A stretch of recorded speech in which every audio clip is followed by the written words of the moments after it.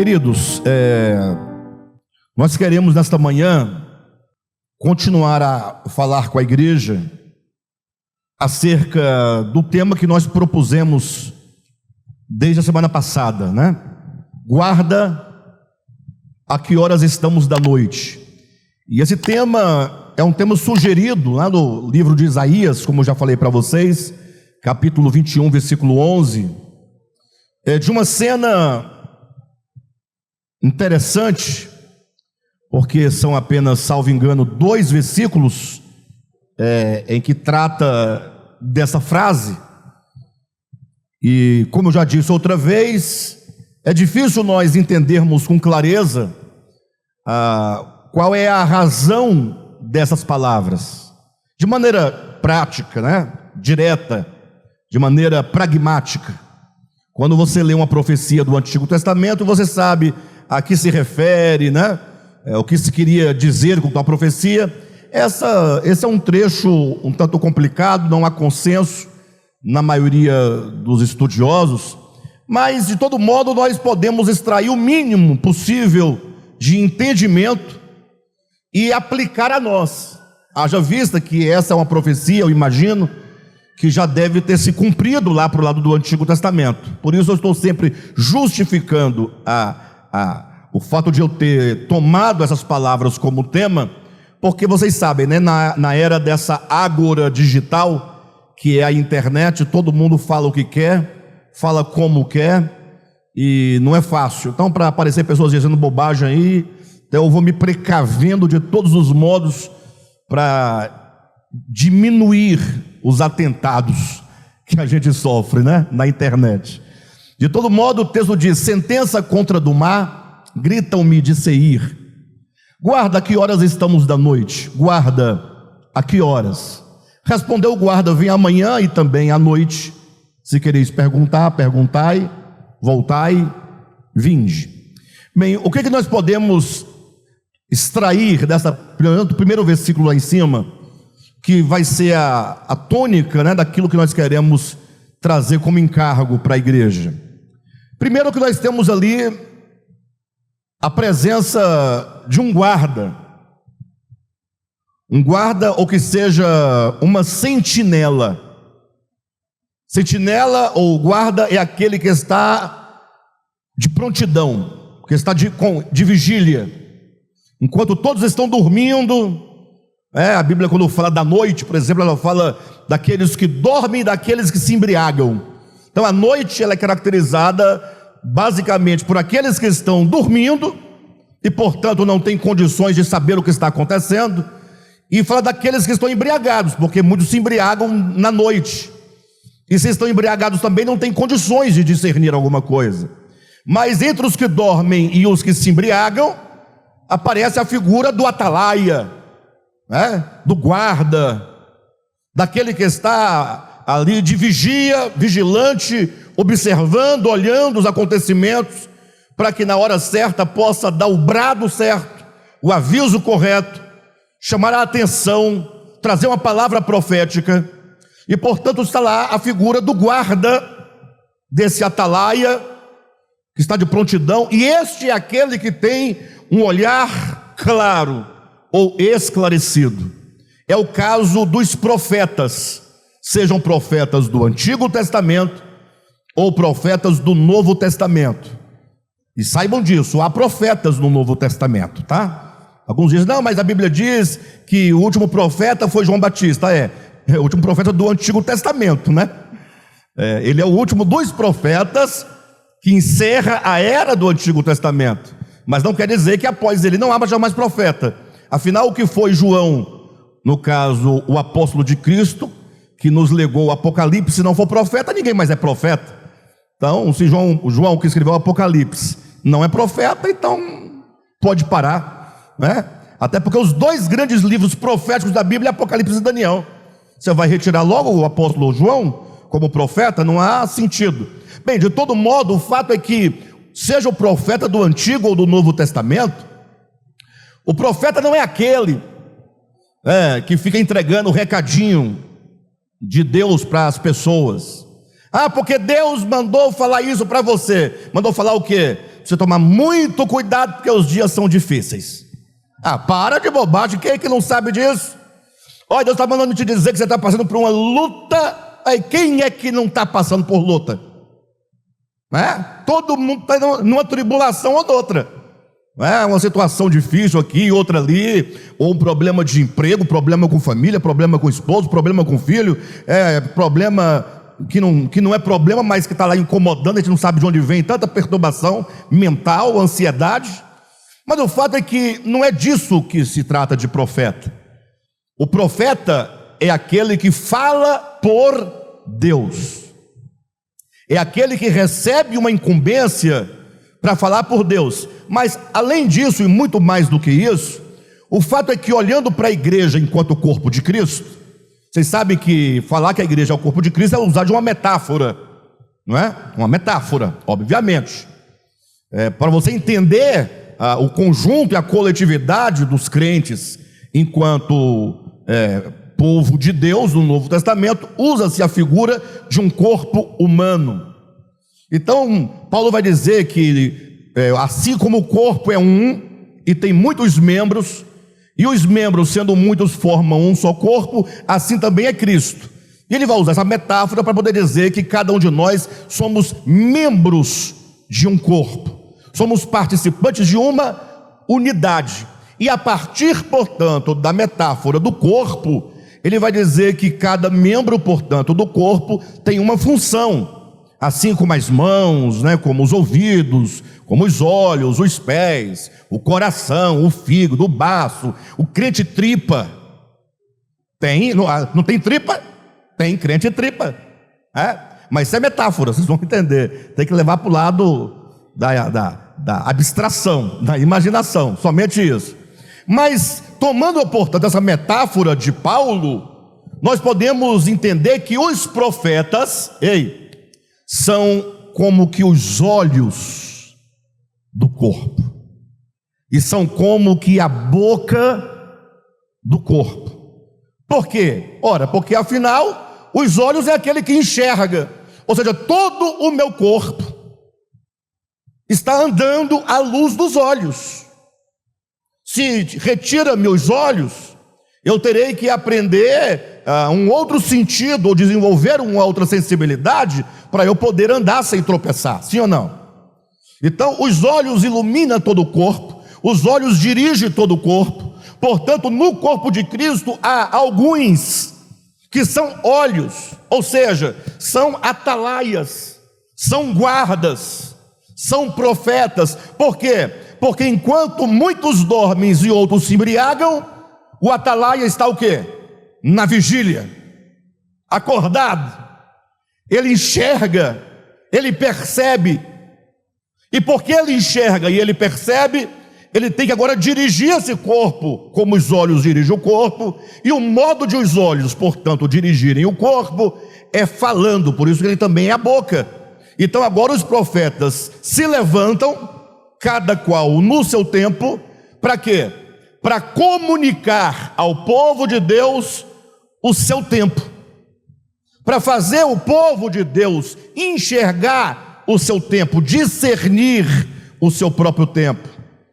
Isso fica muito claro no sentido de que, se essa metáfora é verdadeira, se esse guarda, esse atalaia, essa sentinela de fato estão aí nesse sentido, o fato é de que o povo precisa dos atalaias, ou não?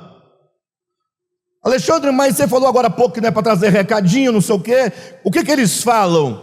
Ora, primeiro eles discernem o espírito da era em que se vive. Então, o profeta, ao lado do apóstolo, ou partindo do apóstolo, porque o apóstolo, desculpe-me eu trazer tanta informação, mas talvez seja importante compreender isso. Os apóstolos são aqueles que estabelecem as bases doutrinais da verdade de Deus. São aqueles que entenderam a verdade de Deus revelada na pessoa de Jesus Cristo. Estou me referindo aos 12 apóstolos do Cordeiro, perfeito? Não a qualquer outro. E agora eles, como diz Paulo em 1 Coríntios capítulo alguma coisa, né? Capítulo 3, né? 3:11. Ele lança o fundamento. Os apóstolos lançam o fundamento. Os apóstolos trazem a palavra de Deus, ou a verdade de Deus, de modo bruto. É como um mineiro que explora a terra e traz uma pedra preciosa da terra. Só que ela vem bruta. Por que é bruta? Porque essa pedra precisa de ser o quê? Trabalhada. E quem é que vai trabalhar essa pedra? Os profetas. Qual é a relação? É que a palavra apostólica, ela independe do tempo, ela é neutra. Ela é uma verdade, podemos dizer, absoluta em si mesma, só que ela precisa ser lida, compreendida e aplicada em cada lugar e em cada tempo. Porque cada tempo tem o seu próprio mal, tem a sua própria dificuldade, tem seu próprio espírito. Então o profeta é aquele que toma essa palavra do apóstolo ou dos apóstolos e agora explicam e aplicam essa palavra no tempo em que ele vive. Poderíamos dizer que o profeta faz a atualização da palavra apostólica. Cuidado, atualizar não é modificar, mas é apresentar a verdade apostólica dentro das necessidades daquele tempo. Então, em cada tempo há uma situação generalizada, global, de um povo, de uma era. É o curso do mundo, de que o apóstolo Paulo diz. E, portanto, esses atalaias, enquanto olhos, eles enxergam o tempo, enxergam a era, discernem o espírito daquele tempo.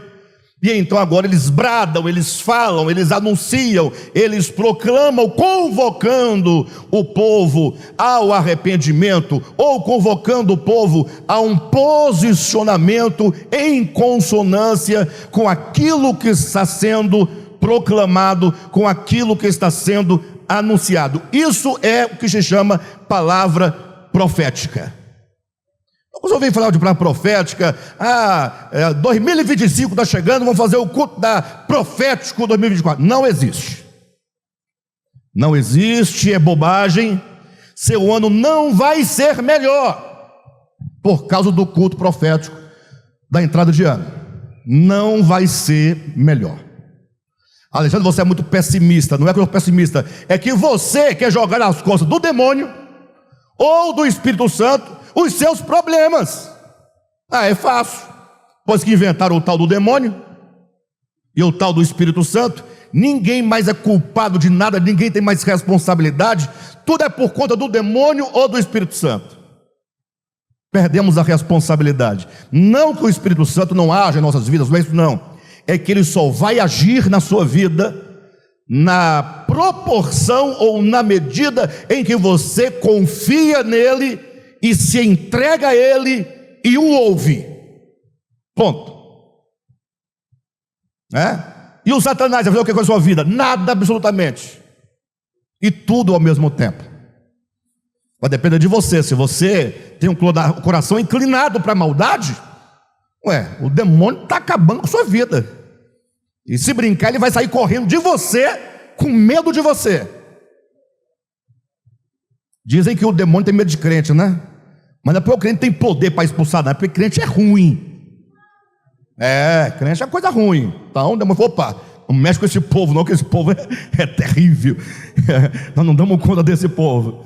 Então assumamos a responsabilidade das nossas vidas, e com o poder do Espírito Santo, com a direção de Deus, nós seremos abençoados e bem-sucedidos. Tá bom? Bem, mas a ideia é que isso é palavra profética. A palavra profética se aplica a um tempo e a um povo, convocando esse povo a um posicionamento diante de Deus. Então nós temos o guarda, mas temos agora também nesse texto alguém. Olha como diz o texto: gritam-me de Seir. Quem está dizendo isso? Gritam-me de Seir. O guarda.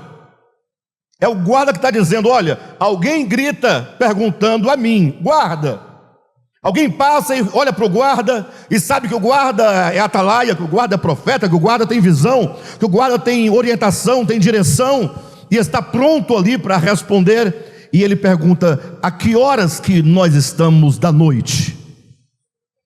E um dia que Deus nos dê a condição, a graça, não vai ser no domingo, eu imagino.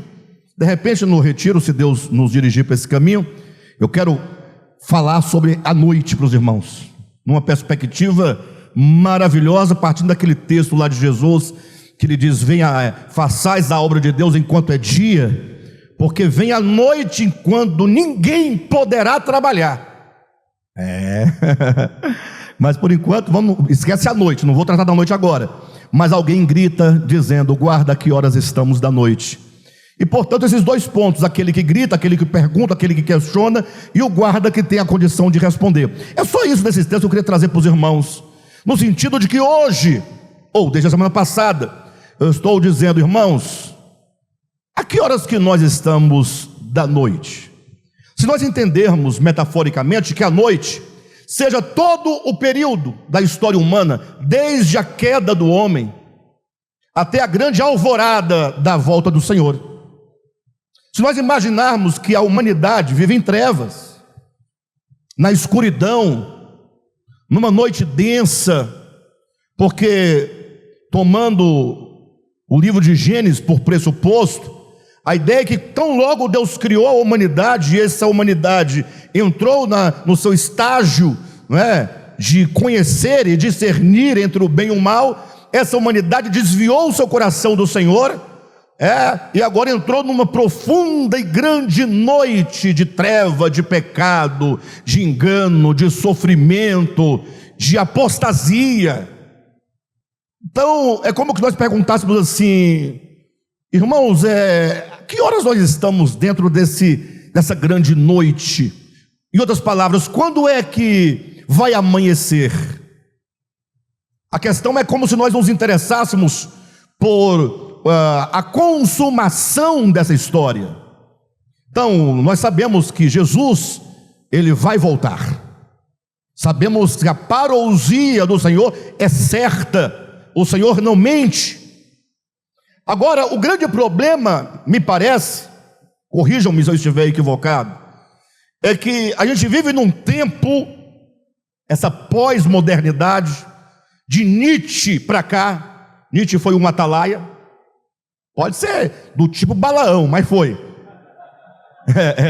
Nietzsche foi um atalaia, e ele falou, ele viu e ele falou. Então ele é profeta. Balaão também era. Então daí você tira os tipos de profeta que existe, Tem para todo mundo, tem de todo jeito. Mas o fato é que de Nietzsche para cá, Nietzsche deixou claro, como não tinha um atalaia numa igreja para poder dizer, Nietzsche disse: eu vou dizer para vocês, Deus está morto. Os crentes se revoltaram, e até hoje se revoltam, coitados dos crentes. Mas uma revolta tola, porque Nietzsche não fez ofensa para ninguém.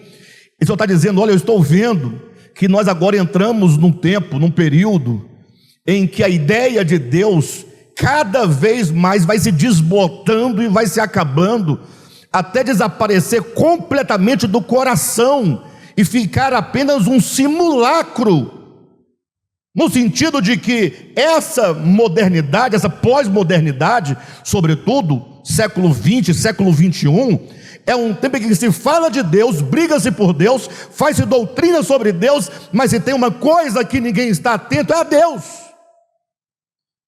Imagine vocês que, quando se fala de Apocalipse, gente, a procura é muito grande.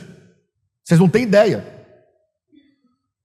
Não tem ideia de pessoas que, inclusive na internet, falando o Apocalipse, ainda que tudo errado, mas porque tem aquele sensacionalismo, o povo gosta.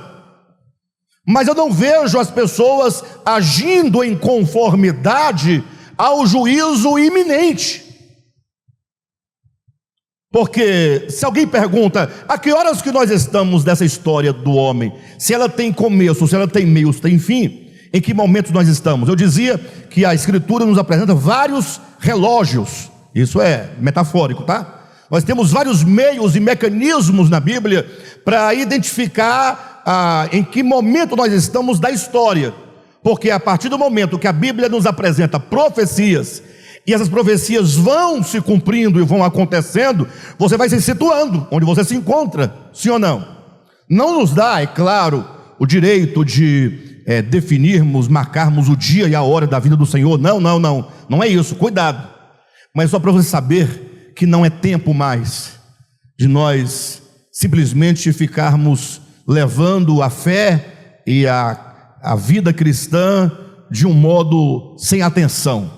Não, é hora de nós começarmos a buscar a Deus verdadeiramente. Mas entenda, buscar a Deus é legítimo, é do coração, não é? Cuidado, porque eu tenho visto muito, mas muito mesmo, pessoas que de repente, do nada, dá um estalo nele, aí ele vira crente, aqueles crentes chato. De uma vez, eu olho,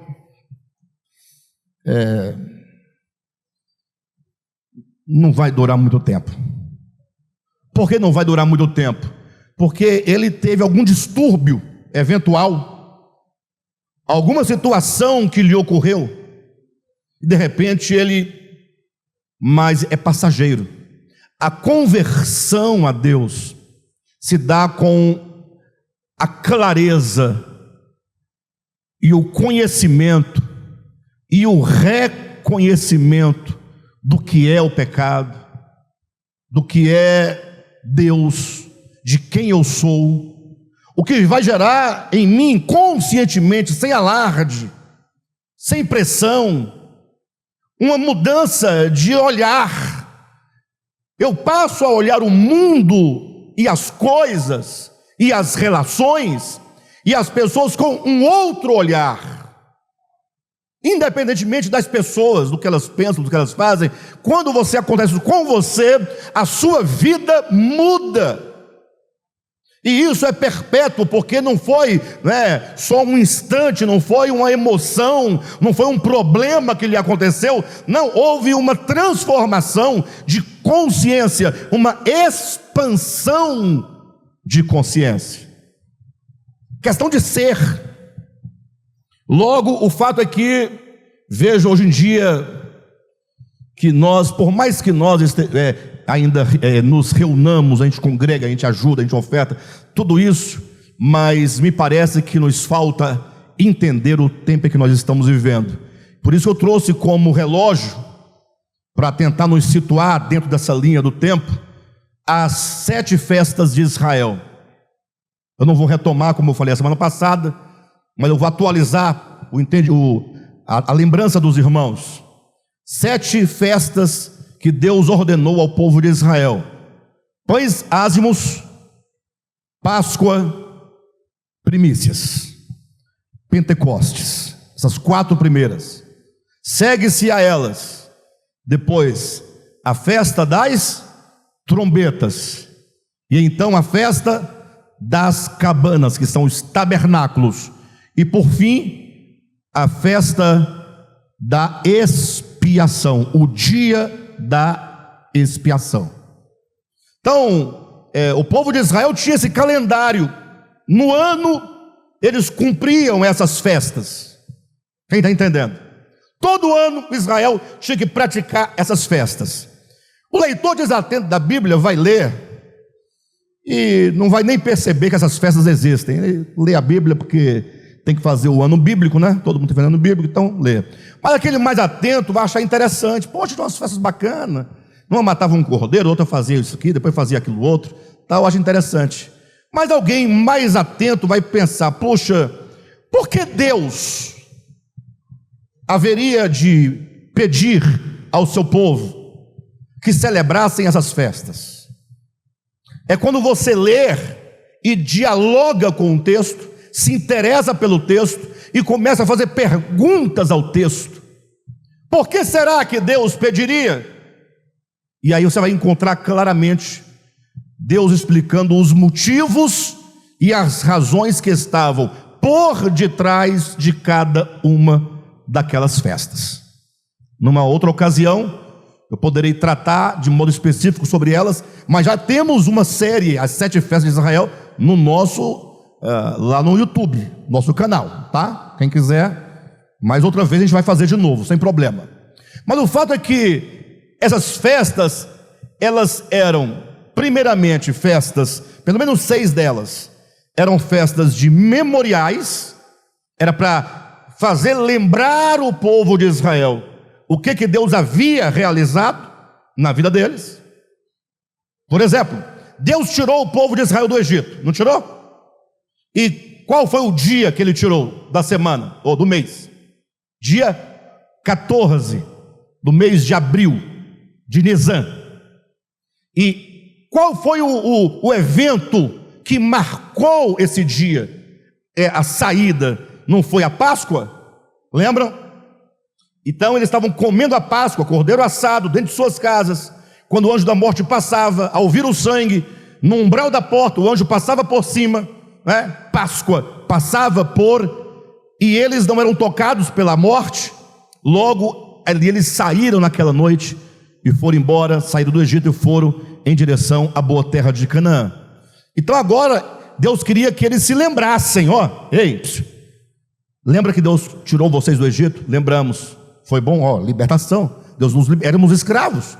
Deus nos libertou. Por isso vocês têm que agora fazer todo ano a Páscoa, para vocês nunca se esquecerem que um dia foram escravos no Egito e que o Senhor os libertou. Então eles faziam por esse primeiro sentido. Quem está entendendo? Só tem um detalhe: como o povo de Israel vivia no Antigo Testamento, ou na época das sombras e figuras, aquela libertação que eles experimentaram, aquele Egito do qual eles saíram, e aquela Páscoa que marcou aquele evento, eram símbolos de um outro Egito, de um outro cativeiro e de uma outra libertação, dos quais nós também participamos. Ou seja, o Egito representava a escravidão do mundo, ou seja, o sentido é de que toda a humanidade já nasce dentro de um cativeiro. No caso lá é o cativeiro da subsistência, ou seja, o homem é escravo da subsistência. Então ele agora dedica todo o seu viver, todas as suas forças, para quê? Para produzir, para comer, para vestir, e ele está preso, escravo ali dentro.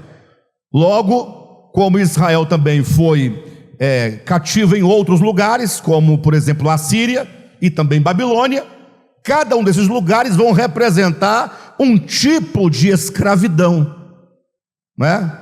A escravidão do pecado, no caso da Síria, a escravidão da religião, que é em Babilônia, e a escravidão do Egito, que é da subsistência.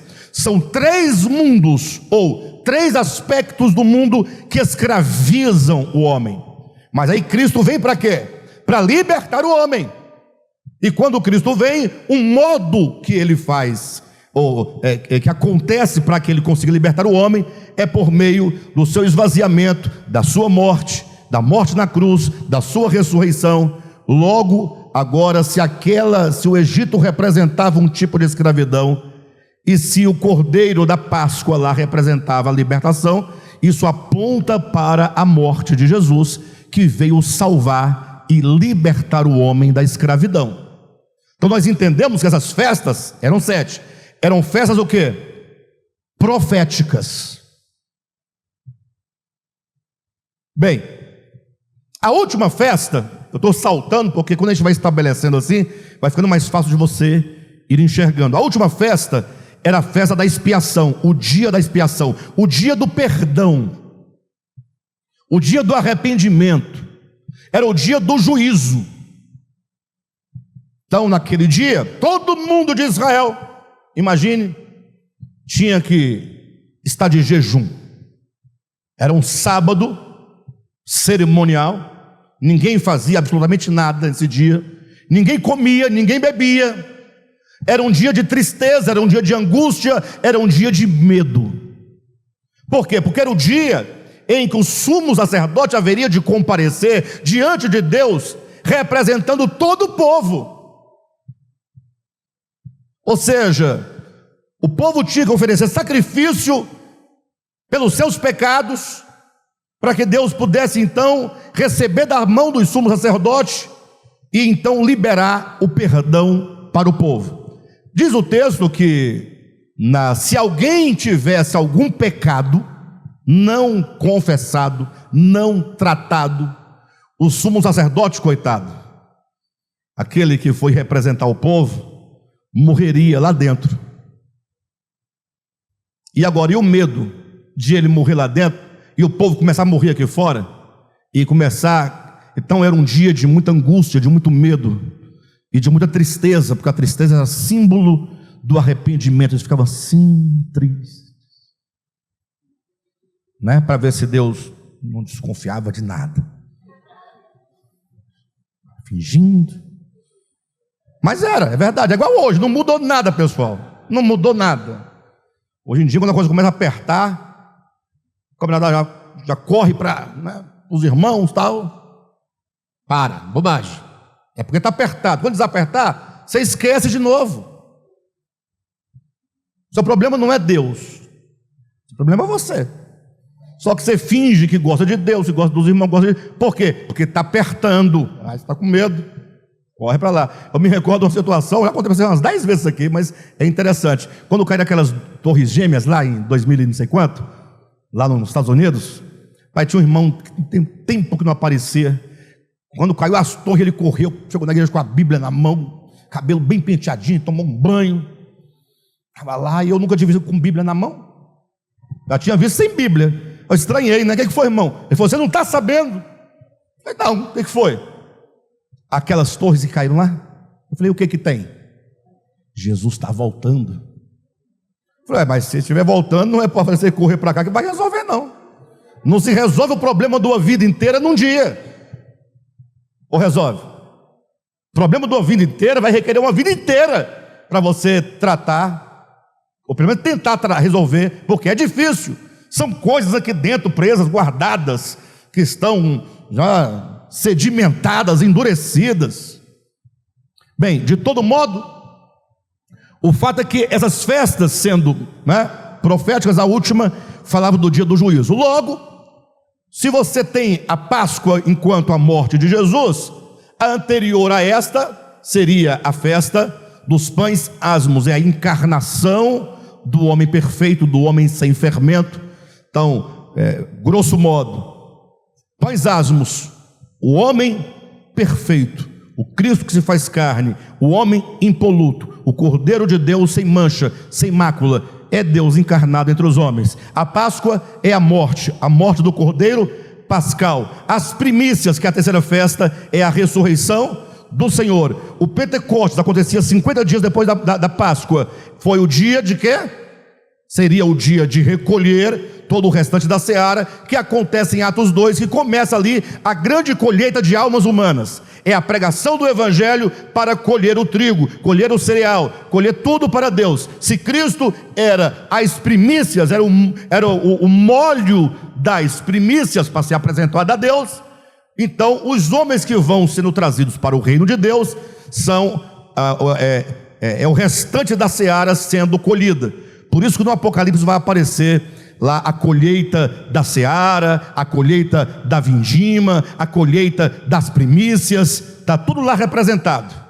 Então nós estamos hoje vivendo lá na quarta festa daquelas 5, daquelas 7. Então, se elas representam profecias que se cumpriram no tempo, fala: puxa, o Cristo já se fez carne, já passou a festa dos pães asmos, a Páscoa já passou, Jesus já morreu no tempo e na história, e ele já ressuscitou, já passou a festa das primícias. O Pentecostes, já há 2000 anos a era pentecostal. Eu creio, aí é nesse ponto que eu digo que eu creio que nós estamos já bem no finalzinho, porque já vão 2000 anos e logo nós já começaremos, se é que já não estamos ouvindo alguma coisa, os primeiros toques de trombetas da quinta festa. O toque de trombetas era os levitas que tocavam as trombetas para anunciar a chegada da festa das cabanas e para convocar o povo a subir para Jerusalém, para então fazerem ali a festa das cabanas. Então nós estamos aqui as trombetas que estão entre cabanas e Pentecostes. Então o Pentecostes é essa era que nós estamos vivendo, creio que já estamos bem avançado, né? E nós temos aqui então as cabanas que apontam para o reino milenar, em que os homens habitarão sobre a terra depois de terem sido livrados, né, lá do Egito, e Cristo então reinará os 1000 anos sobre a terra. Ou seja, mas para que o milênio aconteça, tem que acontecer outros eventos, tais como a apostasia, tais como o surgimento e manifestação do homem da iniquidade, que é o anticristo, e tem que acontecer também, sobretudo, a grande tribulação, e então a vinda, ou a parousia do Senhor, e então vem o milênio. Então essas trombetas são vozes proféticas, que a semelhança do guarda, do atalaia, do profeta, começa só dizendo: pessoal, preparem-se, porque o Senhor já está arregimentando o seu povo para o milênio. Não pode ser tomada essa palavra como alarde, bobagem. Não vai sair daqui hoje dizendo: a partir de hoje vou jejuar todo dia, não, não prometa o que você não possa dar, mas saia daqui hoje dizendo: Senhor, eu preciso olhar para dentro de mim, e eu preciso tomar algumas decisões na minha vida pessoal, do coração, aqui dentro, sou eu e Deus. Tenho que fazer como diz Jesus: entra para dentro do teu quarto e fecha a porta. Pastor, eu não tenho um quarto. Lá em casa é uma kitnet, então é tudo junto, sala, tudo misturado, não tem quarto. Quem não tem quarto não pode entrar para o quarto, fechar a porta do quarto. Mas não é isso que Jesus está dizendo. Vocês querem entrar agora para dentro do quarto? Então, entra para dentro de você, mas enquanto a porta estiver aberta, você tem dificuldade, porque você vai misturar o quarto interior com os outros cômodos exteriores. Então Jesus fala assim: então fecha a porta. Quando você fecha os olhos, aí você consegue se livrar de toda a aparência externa. Você se volta para dentro de você. Mas isso não é uma doutrina, um método. É porque de fato, quando você está com os olhos abertos, você vive para fora. Mas quando você fecha os olhos, você se volta para dentro. Sim ou não? Faça a experiência. Então você se interioriza e começa a orar: Senhor, é aqui dentro que as coisas devem acontecer. Eu preciso compreender, Senhor.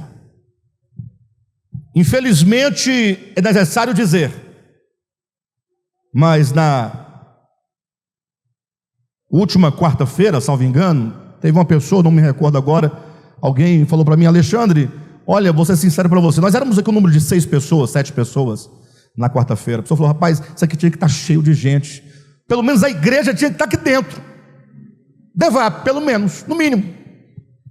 Por quê? Ora, afinal, nós estamos falando de quê, afinal? Tem aquele que não pode mesmo. Só que nós estamos esquecidos do tempo em que nós íamos para a igreja na segunda-feira à noite, na terça-feira à noite, na quarta-feira à noite, na quinta não tinha culto, mas tinha uma reunião. Até uma reunião para decidir algumas coisas. Na sexta tinha culto. No sábado, se não tinha culto, a gente ia visitar o da igreja. Estou mentindo? E no domingo, escola dominical, 9 da manhã, e até 11h30. Acabava com a leitura do relatório da escola dominical. 15 para meio-dia, estava acabando. ia almoçar, 2 horas tinha evangelismo. 2 da tarde tinha evangelismo. Você ia, eu ia, nós íamos. Aí depois do evangelismo, o culto era 19h30, mas a mocidade tinha que ensaiar antes. 6 horas da tarde tinha que estar lá para passar os hinos, ensaiando. E aí o culto começava às 19h30. Aí tinha primeiramente o período de corinho, depois os hinos da harpa, ou o contrário, mas tinha corinho. Corinho é uma coisa, hino da harpa é outra coisa. Depois começava o coral, depois as crianças, para ouvir e cantar. Os adolescentes, vamos ouvir o dueto, ouvir uma saudação, né? Ouvir isso. Quando estava dando 15 para as 10, agora é a hora da palavra. Aí você chegava em casa 11 horas da noite, para trabalhar no dia seguinte, feliz. Dava dízimo, dava oferta, fazia pacto, juramento, promessa, jejum. Você era tão fiel. E agora, acabou tudo, não tem mais nada. Uma quarta-feira, ouviu o ensinamento da palavra, que é fantástico. Mas sabe onde é que está o problema? Nos tempos. Os nossos tempos são tempos de cada um buscar o seu próprio interesse. Não é você, não. Se fosse você, estava resolvido. É o mundo inteiro. O fato é que as trombetas tocam para dizer: olha pessoal, os últimos acontecimentos estão chegando, porque tão logo vier, né, esses acontecimentos e o milênio, segue-se a última festa, que é o juízo final. Vamos tomar o grande trono branco como sendo a nossa referência, para ficar simples. Ou seja, essas 7 festas, elas apontam para os eventos. Então nós aqui do século 21, hoje dia 19 de maio de 2024, nós estamos exatamente já ouvindo os primeiros toques das trombetas. E já houve quem dissesse que os últimos acontecimentos serão rápidos. Quando você menos esperar, né? Paulo diz isso, não fala? Que assim como vem as dores de parto, a que está para dar à luz, de repente virá a destruição. Então assim, o nosso objetivo com essa mensagem é cada um perguntar para si mesmo: como é que eu estou vivendo diante de todos os acontecimentos que estão aí despontando, cada acontecimento como um sinal, como um indicativo, como uma amostra, as coisas estão acontecendo. O clima está mudando. Lugares onde não tinham sofrimentos dessa natureza, está tendo. O que nós precisamos de fazer? Qual deve ser a nossa postura frente aos últimos acontecimentos? Bem, Jesus diz assim: olha, quando vocês virem estas coisas acontecerem, quando estiverem acontecendo, tá, mas que coisas são essas que Jesus se refere? Ele disse: olha, haverá epidemias em vários lugares, haverá terremotos, haverá fome, haverá guerra. Aí você fala assim, é porque nós ficamos sempre procurando uma maneira de resolver as coisas, porque a gente não quer se resolver, aí queremos dar uma justificativa. Alguém diz assim: Alexandre, já observou que epidemia existe desde o começo do mundo? É verdade, tem razão. Guerra existe desde o início do mundo? É verdade, com razão. Fome, desde o início do mundo. Terremoto, desde o início do mundo. Ou seja, sempre foi assim. Ora, que tipo de profecia é essa que diz que vai acontecer o que sempre aconteceu? A pessoa fala, está vendo aí? Eu estava certo, até o Alexandre concorda comigo. É porque você não entendeu uma coisa, meu querido. Quando você estuda as profecias, você vai observar que as profecias, sobretudo as do Apocalipse, elas vão sendo colocadas de modo progressivo. Você vai encontrar, por exemplo, os 4 cavalos do Apocalipse. Em seguida você vai encontrar os selos do Apocalipse. Depois você vai encontrar as trombetas do Apocalipse. Depois você vai encontrar as taças do Apocalipse. Por que trombeta? Por que selo? Por que taça? Por que cavalos? E quando você vai lendo, o que você observa lá? Que referem-se basicamente às mesmas coisas. Razão porque acabou que surgiu aí uma linha de interpretação, né, falando dos 7 círculos. A leitura que se faz dizendo, não, na verdade, os selos e as taças é uma coisa só. Eles falam, lê para você ver. É porque é como se estivesse num círculo, aí você vai repetindo, só para... Mas deixaram de observar uma coisa, que quando começam os cavalos, e lá fala da fome, da guerra, da morte, né? Lá diz que eles saem por toda a terra, os cavalos, levando essa mensagem, não é, que não é um evangelho, não é uma boa nova, mas é de destruição em massa das pessoas, da natureza, da criação, da obra que Deus realizou, criou. Eles saem para disseminar a miséria e a angústia sobre a terra.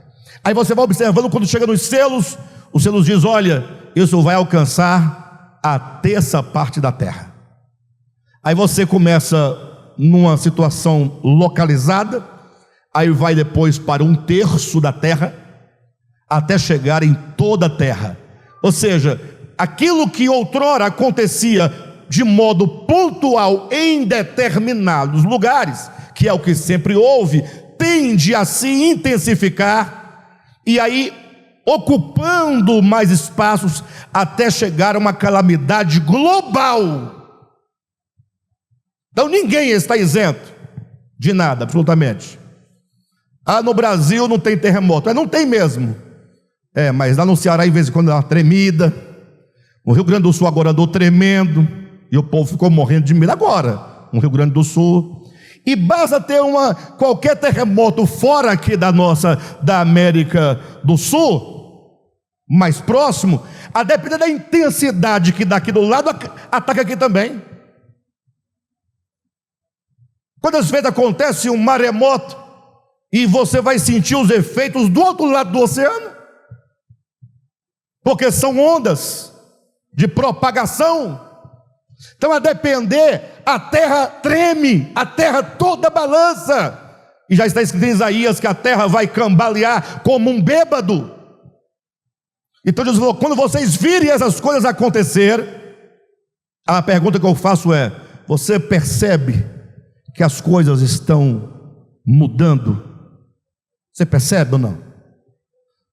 Não concorde comigo, só se você sente que as coisas estão, o cerco está fechando, está tudo mais difícil, em todas as áreas. Jesus fala, quando vocês virem essas coisas acontecerem, vocês devem ter um posicionamento. E é nesse ponto que eu digo que nós não vemos esse posicionamento.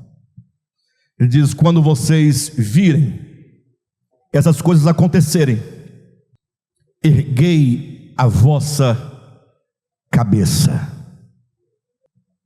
O que é erguer a cabeça? Pronto, está erguido, pronto, tudo, é isso? Quando vocês virem todas essas coisas acontecerem, ergam a vossa cabeça, exultai. Ao invés de nós ficarmos lutando contra os acontecimentos, porque tem irmãos aí querendo mudar o governo para impedir o diabo de resolver as coisas dele aqui.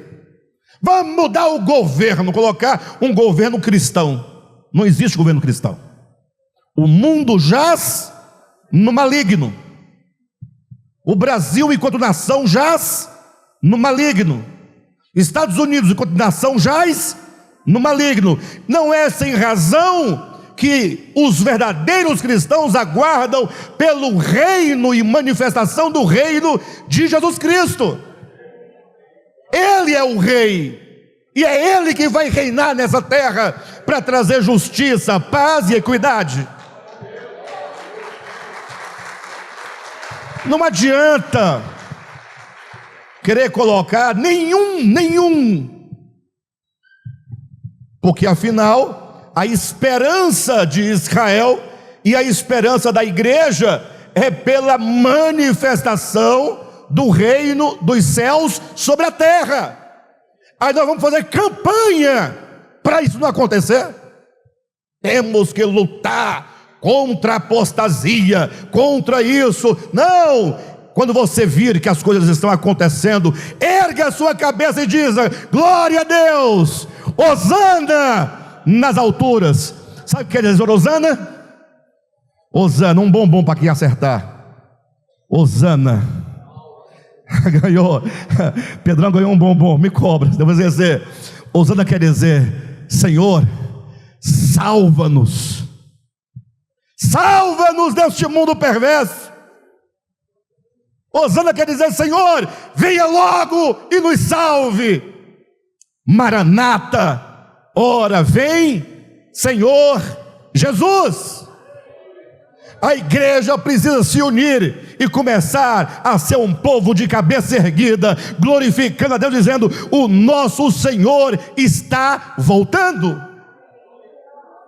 E nós precisamos ser aquelas virgens com as suas lâmpadas acesas, virgens preparadas, cheias do Espírito Santo, para se encontrar com o noivo. Homens, servos fiéis, que cumprem com seu ministério com verdade, aqueles que receberam seus talentos, cultivando, aplicando, multiplicando, para se apresentar diante do Senhor e prestarmos contas dos nossos talentos. Então, o que fazer diante dos sinais da hora tão avançada da noite? Erguei as vossas cabeças, porque a vossa redenção está próxima. Eu acho que a igreja não acredita mais na vinda do Senhor. Pelo menos é o que parece. Como é que nós vamos nos preparar se nós somos negligentes nas mínimas coisas? Há um texto interessante lá no livro de Ageu, capítulo 1. Eu não vou ler, mas eu vou mencionar, porque lá em Ageu eles viviam um período profético. Como eu disse, em cada tempo há um período profético. Então nós vamos olhar para aquele período profético de Ageu para poder tirar alguma lição deles para nós. Será que nós não nos comportamos hoje à semelhança do povo lá no tempo de Ageu? O que aconteceu no tempo de Ageu? Presta atenção. Imagine vocês que o povo lá do reino de Judá havia sido levado cativo para Babilônia. Jerusalém foi como que destruída. O templo foi queimado, os muros foram queimados, derrubados, o mato cresceu. Diz a escritura que estava dando até bicho lá dentro já, de chacais, de animal, de tudo, que não estava tudo esquisito. E o povo escravo em Babilônia ficaram lá por 70 anos. Só que 70 anos, olhem para cá, é muito tempo. Sim ou não, pessoal? É uma vida. Imagine quantos não nasceram lá em Babilônia, do hebreu que estava lá cativo, e foi crescendo desde pequenininho, acostumado com a língua, com a cultura, com os costumes, com as comidas, com o regime, com o modelo, com a política. É um hebreu, só que é um hebreu babilônico. E os próprios hebreus se acostumam também. 70 anos depois, Deus levanta Ciro, decreta, todo mundo volta para Jerusalém. Está na hora de voltar para Jerusalém. Acabou o cativeiro. E vocês agora vão reconstruir a cidade de Jerusalém, reconstruir os muros, reconstruir o templo. Irmãos, não é fácil. É mais ou menos como na época de Abraão: sai da tua terra e vai para uma terra. Senhor, peraí, é para nós sairmos daqui de Babilônia? É. E voltar para Jerusalém? É. Mas não faz sentido, Senhor. Nossas vidas estão aqui, já temos raízes, nossos filhos já falam a língua daqui, os costumes. Mas esqueceram que vocês são um povo eleito, um povo diferente. Vocês têm que voltar para Jerusalém para reerguer a cidade, para reedificar a cidade, porque grande é meu nome naquele lugar. Reconstruir o templo. A pergunta é: quantos querem voltar? Não é fácil. Brincadeira. Se nós estivéssemos lá, acredito que nós, na maioria de nós aqui, não iria. Porque você vai deixar sua casa aqui em Babilônia, sua vida toda que está aqui construída, e lá para aquele meio de mundo, porque agora Jerusalém virou um meio de mundo, cheio de mato, tudo destruído. E agora vamos começar a pegar pedra por pedra, lavar, tirar os morrões e tal. Vamos começar tudo de novo, reedificar os muros, reedificar a cidade. E diz a Bíblia que só um pequeno remanescente foi, somente, liderados por Zorobabel e por Josué. E agora estavam ali eles tentando, reconstruir os muros. E era um problema porque tinha muito saque, muitos inimigos. Como é agora lá no sul está aquele problema? Onde tem um problema desse, os saqueadores vêm, os malfeitores chegam. Então diz a Bíblia que eles tinham que ficar vigiando e trabalhando por causa dos inimigos.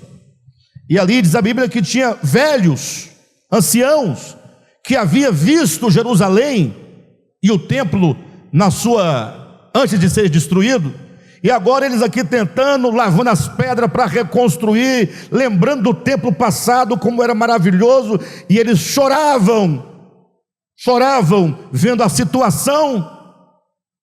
Aí Deus vai levantar alguns profetas nesse contexto, porque tem que haver alguém que enxerga a situação e proclama para o povo dizendo: vocês têm que fazer alguma coisa. A minha casa está em ruínas, falando em termos de Antigo Testamento, e tem que reconstruir aquilo lá. Aí Deus levantou vários profetas, eu vou me firmar só num, foi Ageu. Ageu olhou e começou a observar como é que eles estavam vivendo, tanto lá em Babilônia, quanto em Jerusalém, sobretudo em Jerusalém, porque eles haviam reconstruído o muro, mas ainda faltava reconstruir o quê? O templo. Só que aí falou: não, peraí, calma, os muros é mais importante, porque é a nossa proteção. Aí falou: não, vamos agora construir as nossas casas primeiro, o templo deixa para depois. Para depois. Justo ou não? Fala a verdade. Justo. Tá bom? Não tem problema. Primeiro a nossa casa. Casa de Deus. Depois. Quem está entendendo? Vamos dizer que seja justo. Vamos pensar com o pensamento pós-moderno, nietzschiano. Tudo bem. O problema é que a nossa casa nunca acaba de ser construída. Coloca lá, Ageu capítulo 1. Nossa casa nunca acaba de ser construída. Esse é o problema. O problema não é a nossa casa, o problema é a desculpa que nós arrumamos para não edificar a casa do Senhor. No 2º ano do rei Dario, no 6º mês, no 1º dia do mês, veio a palavra do Senhor por intermédio do profeta Ageu a Zorobabel, filho de Salatiel, governador de Judá, e a Josué, filho de Josadaque, o sumo sacerdote, dizendo: qual foi a palavra do Senhor que veio para esses dois que representavam, estavam à frente da restauração de Jerusalém? Assim fala o Senhor dos exércitos: este povo diz. Gente, incrível como que esse texto é um texto lá da era pós-exílica, antes de Cristo, por volta lá dos 400 anos antes de Cristo, e hoje faz todo sentido, porque a história é a mesma. Esse povo diz, o que o povo diz? Não veio ainda, olha a solenidade, não veio ainda o tempo em que a casa do Senhor deve ser edificada. Não é tempo ainda, ou seja, deixa para depois, né? Porque na nossa vida particular e na nossa vida coletiva com a comunidade, as coisas de Deus ficam sempre para depois. Segue adiante. Veio, pois, a palavra do Senhor por intermédio do profeta Ageu, dizendo: acaso é tempo de habitardes vós em casas apaineladas, enquanto esta casa permanece em ruínas? Porque eles disseram que não era tempo, né, de edificar a casa do Senhor. E acaso é tempo, ou seja, olha para o tempo e me responda se é tempo de nós estarmos habitando casas apaineladas, enquanto a casa que é a casa do Senhor, esta casa que é o templo, permanece em ruínas. Vamos atualizar esse sentido aqui? Vamos lá. Quem tem vida própria aqui? Trabalha, tem casa, ou paga aluguel, ou tem casa própria, paga IPTU, tem esposa, tem marido, tem filhos, tem que pagar a escola, tem que pagar o carro, não tem ou não tem? Vamos planejar uma viagem. Viajar é bom, né, irmãos? Eu estou com um trauma de viagem. Mas Deus vou vencer. Mas o fato é que planejar uma viagem, poxa, irmãos, tudo isso é muito bom, muito bacana, muito belo. Ninguém é contra a edificação da sua vida, da sua casa, dos seus negócios. O problema é que existe uma casa em ruínas. Lá em Ageu era o templo. E hoje, quem é o templo do Senhor? Somos nós. A nossa casa espiritual, o templo espiritual, somos nós, igreja. Só que nós não estamos atentando para a ruína em que se encontra a nossa vida espiritual. Ou seja, nós estamos preocupados com as nossas casas, com a nossa vida individual, e a casa do Senhor, que é o templo do Senhor, que é a nossa vida espiritual, está como? Essa é a grande pergunta. Tem mais alguma coisa aí para frente? Deixa-me ver. Ora, pois assim diz o Senhor dos Exércitos: considerai o vosso passado. Tendes semeado muito e recolhido pouco. Ou seja, enquanto você estiver vivendo em busca da satisfação da sua própria vida pessoal, individual, vida essa que não atenta para a vida espiritual, a sua vida é assim, olha: semeia muito e recolhe pouco. Sabe o que significa isso, pessoal? Como é que você semeia muito e recolhe pouco? É Deus castigando? Não. É porque não há muito que baste. Porque quanto mais você tem, é pouco. Mas semeaste muito, recolhido pouco. Comeis, mas não chega para fartar-vos. Porque ele fala: não, eu só vou comer, eu me fartando, eu vou cuidar da obra de Deus. Conversa fiada, não vai. Você não farta, não acaba nunca. Você semeia, não é suficiente. Você come, não farta. Bebeis, mas não dá para saciar-vos. Olha aí, Francisco, está aí, ó. Bebeis, mas não dá para saciar-vos. Vai vendo. Chiquinho, não é fácil não. Está aí, ó. Vestivos, mas ninguém se aquece. Ou seja, a sua vida não se resolve nunca. Por quê? O texto continua. Mas, e o que recebe salário? Recebe-o para pô-lo num saquetel furado. Ou seja, vai encher quando? Nunca.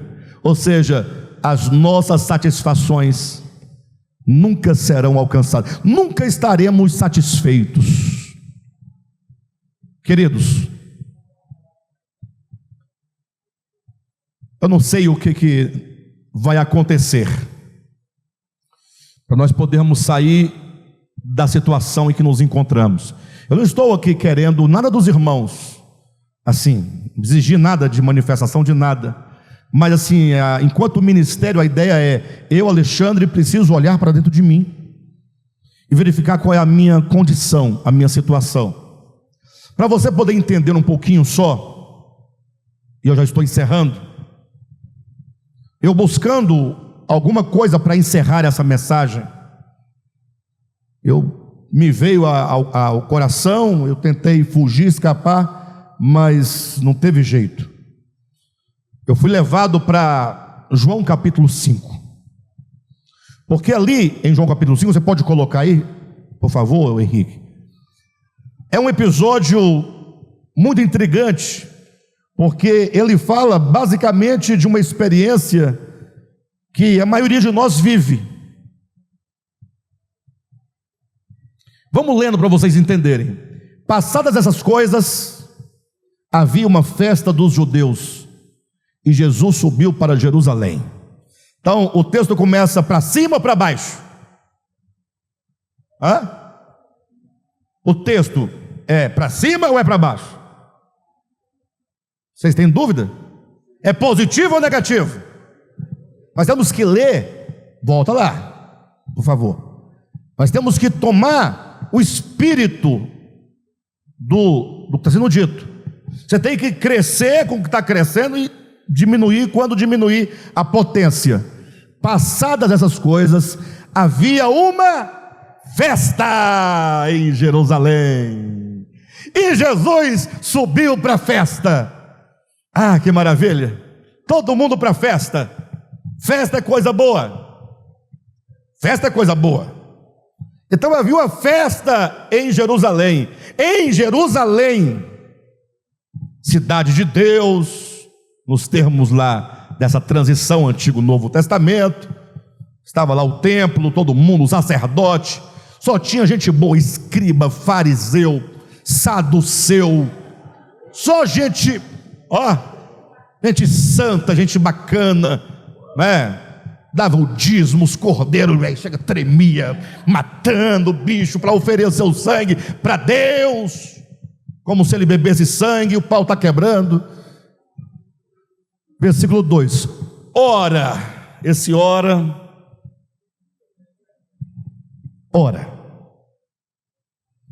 havia, ou existe ali, junto à porta das ovelhas, um tanque. Volta no versículo 1. Havia uma festa. Versículo 2. Havia um tanque. Ora, existe ali, ou havia ali, junto à porta das ovelhas, um tanque, chamado em hebraico Betesda, o qual tem 5 pavilhões.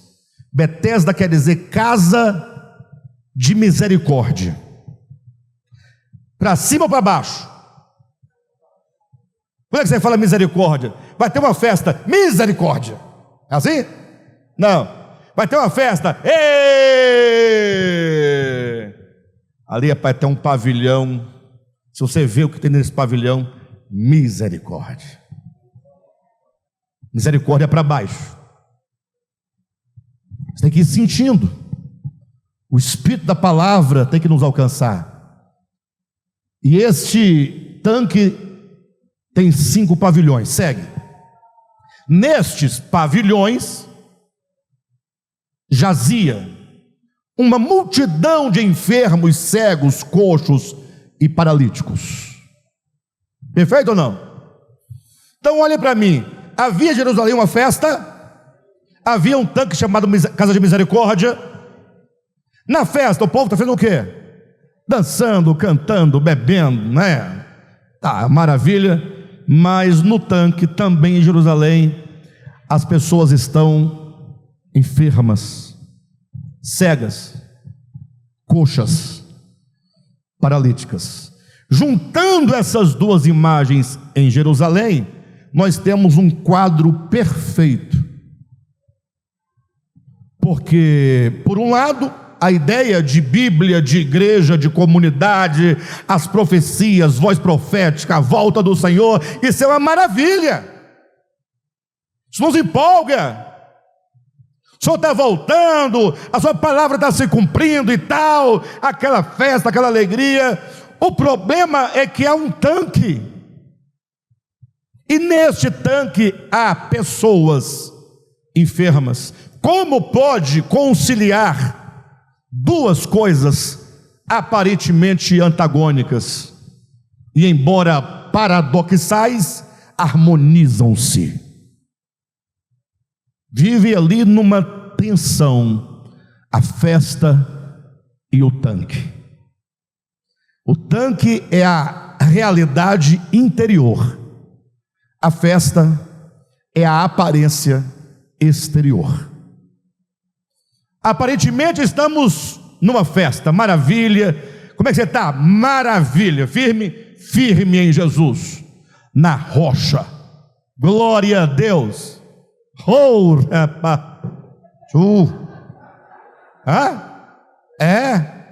glória a Deus. Agora, e o tanque? A vida interior.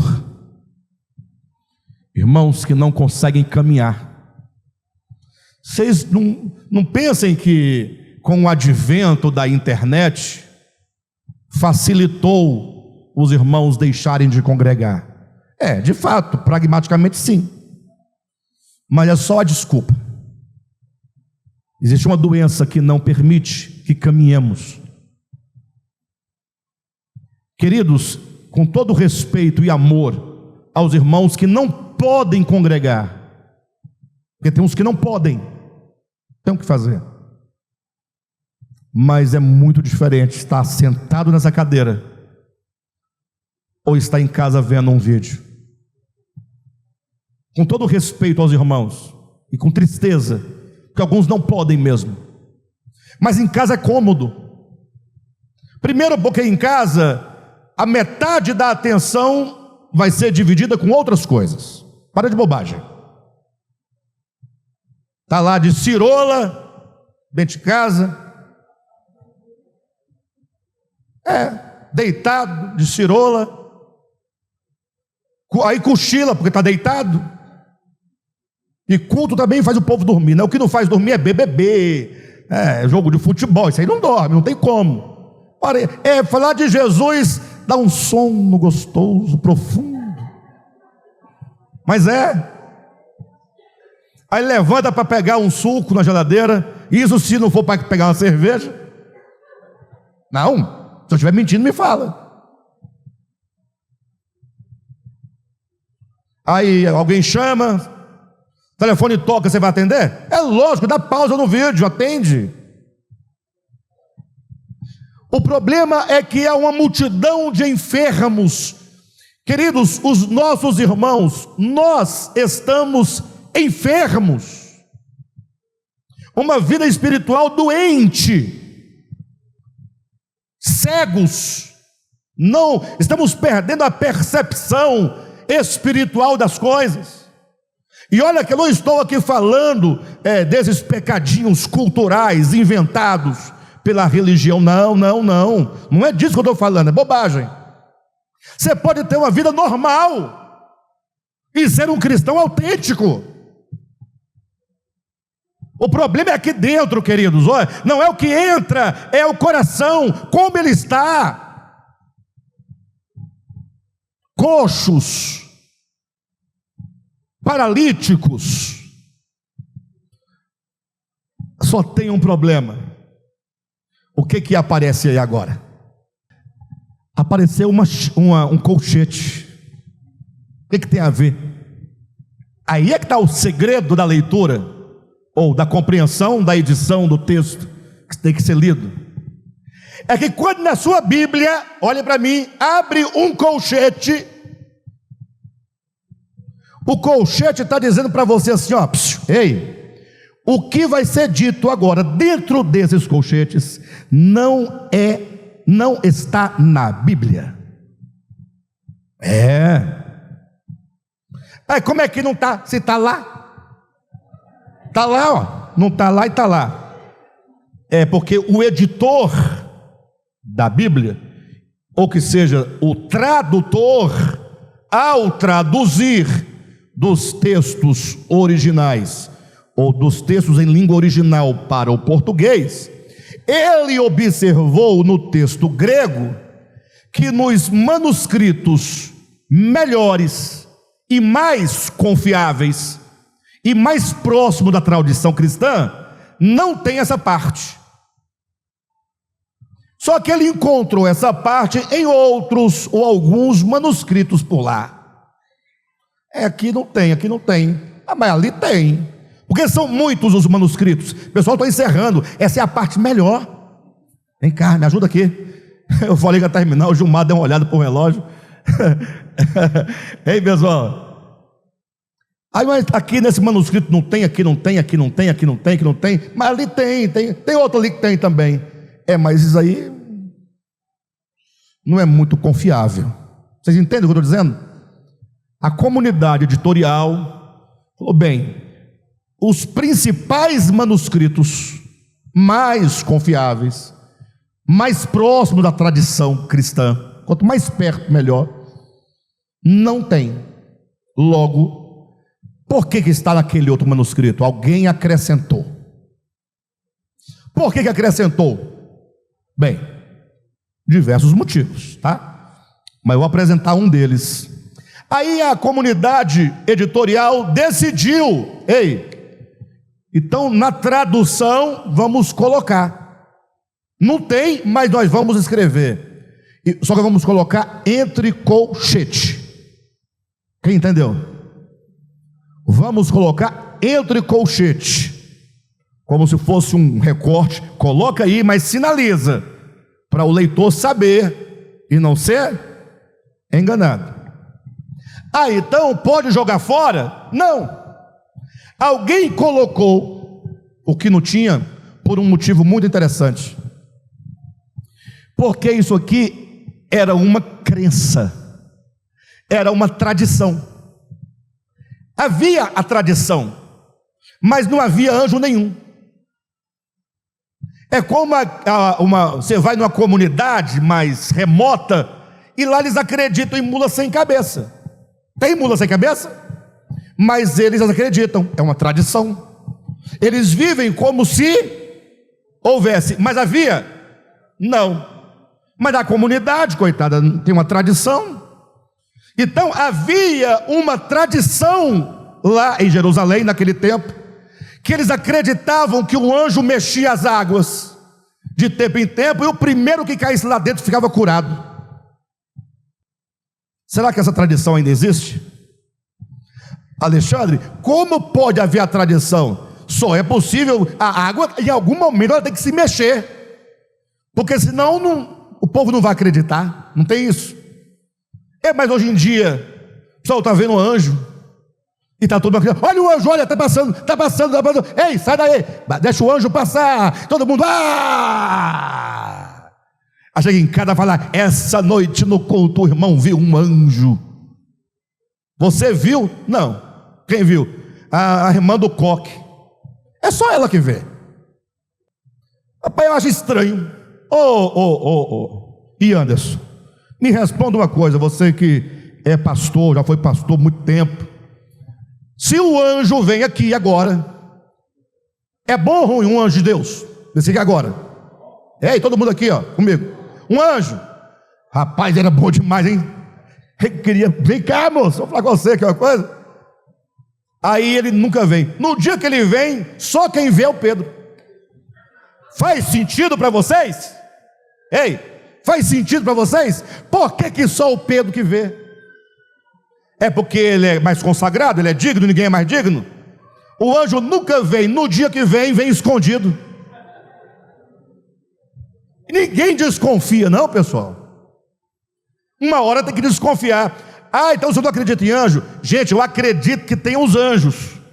Mas essa história de estar vendo um anjo com um negócio na mão, com não sei o que, com um rolo na mão, para de bobagem. Anjo tem o que fazer. E o pior, os anjos vêm e não faz nada, porque a igreja continua do mesmo jeito. O que ela não entendia, continua sem entender. O que fazia de errado, continua fazendo. Nunca vi um anjo corrigir uma igreja e resolver a igreja, nunca vi.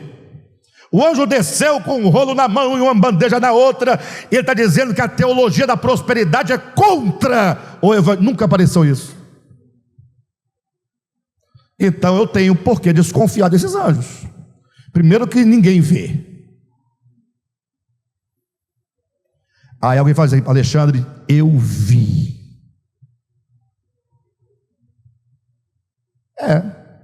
A gente vê o que a gente quer. A depender da sua vontade, você vê demônio, você vê Deus, você vê macaco, você vê tudo. Cachorro. O crente fica procurando as coisas para ver. Aí, quem estiver em casa qualquer dia, sozinho, apaga as luzes da casa e liga só uma vela. Não, faça o teste. Quando você estiver em casa sozinho, desliga tudo e acende uma vela. Aí você fica andando com a vela dentro de casa, ó. Quando você vê a sua sombra crescendo atrás de você, dá um medo. Dá ou não dá? A partir desse momento você vai ver tanta coisa. É o seu medo. Tem nada. Bobagem. Então as expectativas que nós geramos nos faz ver muita coisa. Havia uma tradição lá em Jerusalém, que eles achavam que de tempo em tempo descia um anjo, movimentava as águas. Então qualquer movimentozinho nas águas, opa, está descendo, já passou, já foi embora. Eu saí, devia ter em vez em quando tinha um lá, mexia a água assim, rápido e saía, né? Opa, mexeu, já foi embora. É rápido demais, é muito rápido. Vocês não estão preparados para a bênção. Mas o problema é esse: esperando. Esse é o problema. Esperando. Ou seja, o pessoal está doente, está enfermo, a igreja está enferma, a igreja está doente, cheia de manco, de tudo. Fazendo o quê? Esperando. Você está esperando, vai morrer esperando. Não, uma hora vai vir um anjo e vai resolver meu problema. Não vai. Não vai. Ah, vai. Então vai. Continua. Aí vai aparecer os pastores pentecostais. Não vai. Não vai. E você sabe que não vai. Sabe. Você sabe que a igreja vive um ciclo vicioso de atividades e dinheiro. Atividade, dinheiro, atividade, dinheiro. É para isso que a igreja serve. Atividade, envolver os membros, dá cargo para eles, levanta presbítero, pastor, diácono, missionário, traga a oferta, traga o dízimo, traga dinheiro. Não pode parar, a roda não pode parar. Acha que alguém fala que não vai, o anjo não vai, sacou de água, mas não vai. Então por que eu vou dar meu dízimo? Não vai. Ou seja, se você está esperando um milagre, não vai acontecer na sua vida. Pronto, agora não vai acontecer um milagre na minha vida. Este milagre de que você vai ficar 38 anos, prostrado, tem 38 anos na igreja, prostrado, doente, dizendo: uma hora o Senhor me liberta. Tem gente assim ou não tem? 38 anos, um dia o Senhor me liberta. Eu fico desconfiado desse Deus. Eu fico. Por que desconfiado? O Gilson está aí, 38 anos, sentado nessa cadeira aí, onde ele está agora. dizendo: um dia o Senhor vem. Aí quando chegar amanhã, ele fala: hoje pode ser meu dia. Não foi. 1 ano, 2 anos, 10 anos, 20 anos, 30 anos, 38 anos, ele teria morrido lá, esse camarada aqui, ó. Mas de repente, quem chega? Jesus. E ele chega e fala assim: tem doente aí? Tem doente aí? Só quem é doente, quem não é? Tem doente aí? Aí Jesus pergunta: está quanto tempo aí sentado aí, doente? Aquele lá tinha 38 anos. Jesus olha e fala assim para ele: você quer ser curado? Olha a simplicidade do evangelho. Você quer ser curado? Aí o cara: não, você não está entendendo, Jesus. É porque é o seguinte, veja bem, ó. De tempo em tempo, e ninguém sabe que tempo é esse, porque pode ser agora, pode ser daqui a 10 anos, pode ficar 100 anos. Eu só sei que ele vem, um anjo vem e mexe a água. E aí? E aí quando mexe, o mais esperto, o mais capaz, que conseguisse jogar dentro da água, quando o anjo mexe, esse, só um é curado. E os outros não são. Vocês acham que Deus tem um plano desse? Coloca 500 doentes, tudo miserável, desgraçado, o cara 38 anos sentado num tanque úmido, que tinha água, todo assado, feridas, fedendo. E Deus falou assim: ó, fica aí, se você der a sorte, a hora que... Jesus fala pelo menos um dia. Não. Mas o anjo não falou. É surpresa, tem que estar vigilante. Ai, que concepção louca é essa? Você acredita nisso? Que Deus fica brincando com o ser humano? Não, Deus faz o seguinte: Deus desce ao mundo, entra no tanque e pergunta: você quer ser curado? Não é porque não tem porquê. Eu não estou perguntando como, eu perguntei se você quer. É a sua vontade, é o seu desejo. Porque se você quiser, eu tenho o poder. Você quer ser curado? Aí o homem ficou assim e tal. Não tem ninguém que me joga. Aquela conversa de crente, sabe? O irmão fulano, ninguém ajuda, ninguém dá uma mãozinha. Aí Jesus fala: você quer ser curado? Ele diz: quero. E agora? Eu quero. Também não basta falar que quer. Levanta. Ah, Senhor, me cura, para que eu possa andar. Não, não é por aí. Você quer ser curado? Quero. Então levanta. Então levanta. Comece a proceder como quem de fato tem o Espírito de Deus dentro de você. Ele é a tua força, Ele é a tua cura, Ele é a tua saúde, Ele é. Levanta, toma o teu leito e anda. Aquele homem olhou e levantou, saltou. Quando ele saltou, ele percebeu que estava curado. Então, diante da nossa situação, o que nós vamos fazer? Decidir se queremos ou não a cura, e erguer nossa cabeça para o alto, glorificar a Deus, que a nossa redenção está próxima. Amém? Glória a Deus.